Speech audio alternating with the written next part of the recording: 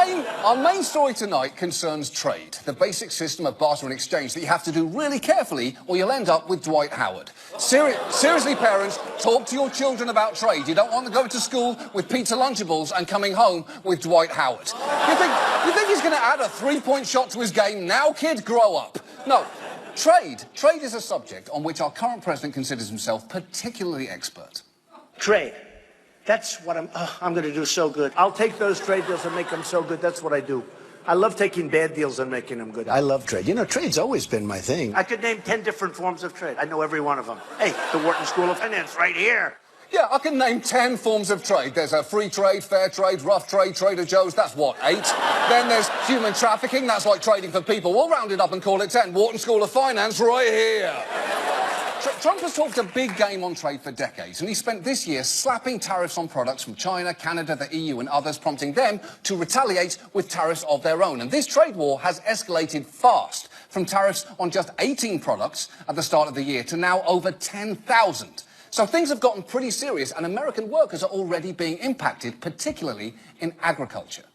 We're feeling a lot of pain right now in the farm sector. It's affecting farmers in a negative way. I always hope that one morning President Trump's just going to wake up and send out that 3:30 in the morning tweet that says tariffs are gone.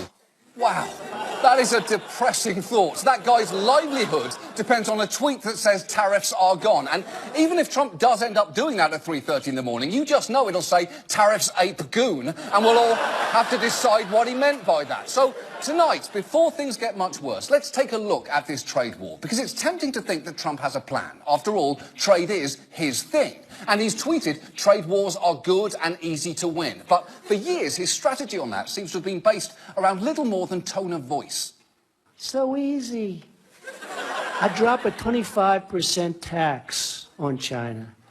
And you know, I said to somebody that it's really the messenger. The messenger is important. I could have one man say, we're going to tax you 25%. And I could say another, listen, you motherfuckers, we're going to tax you 25%.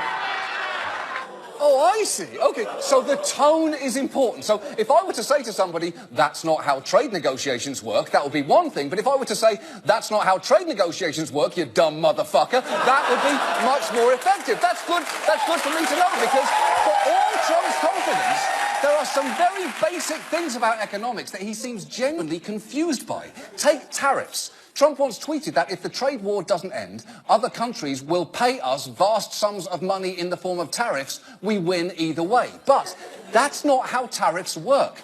Tariffs are taxes designed to make foreign goods more expensive, therefore making domestic products more appealing. Other countries don't pay us tariffs. Importers here do when they receive the goods, and they usually pass that cost along to the consumer. So when Trump imposes a tariff on an item, you are probably going to pay more for it, as reporters have been trying to explain in the most literal way possible. Here in the kitchen, made-in-China utensils and appliances like stoves and refrigerators are being targeted. Upstairs in the bathroom, everyday items like shampoo, nail clippers, makeup, and towels. It could mean higher prices for things like instant coffee and this Harley-Davidson motorcycle. Everyday items like the iPad could be hit. The tablet has a chip from Intel, which could be a target. E-scooters have taken off this year. Now they face a 25% tariff. OK, I hate to admit this, but if one of the key casualties of this trade war is e-scooters, I actually think I'm fine with that. They are basically if Dane Cook somehow became transportation.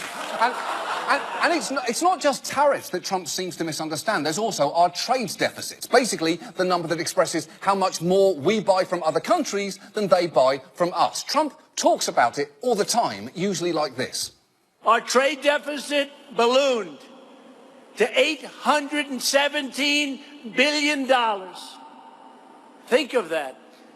We lost $817 billion a year over the last number of years in trade. In other words, if we didn't trade, we'd save a hell of a lot of money. OK, so there is a lot to unpack there. First,